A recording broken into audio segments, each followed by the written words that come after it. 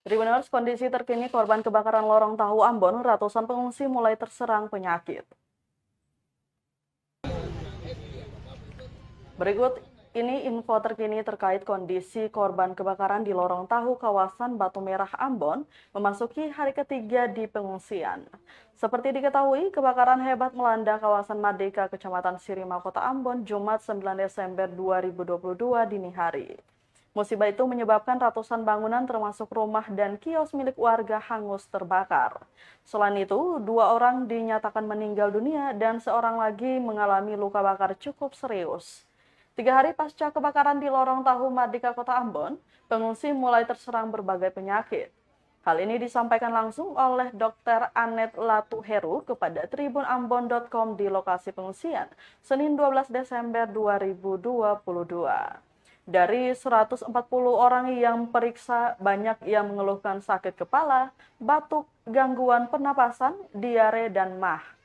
Lanjut, Dr. Anet menyatakan bahwa penyakit ini didapatkan karena polusi dari asap kebakaran, kurang tidur, dan juga pola makan.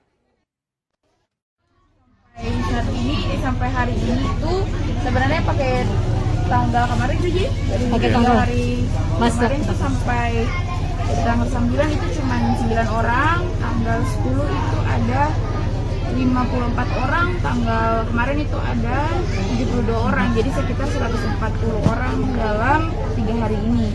Dan rata-rata sih penyakit terbanyak tuh sakit kepala, habis itu batuk, karena kan di sini debu, habis itu dekat dengan pabrik, jadi polusi juga. Kemudian pusing, sakit kepala sih sebenarnya itu mencakup semua ya.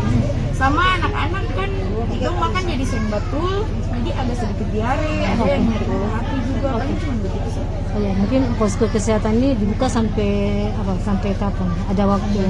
Posko kesehatan ini sampai dengan ada jadwal kan, kalau dari tanggap darurat itu biasanya 7 hari, tapi Katong sudah ada jadwal untuk pembagian per puskesmas, jadi sampai dengan tanggal 21. Sampai tanggal 21 itu. Oke, mungkin Desember 2020.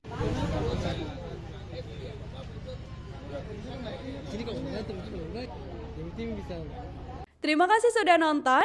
Jangan lupa like, subscribe, dan share ya.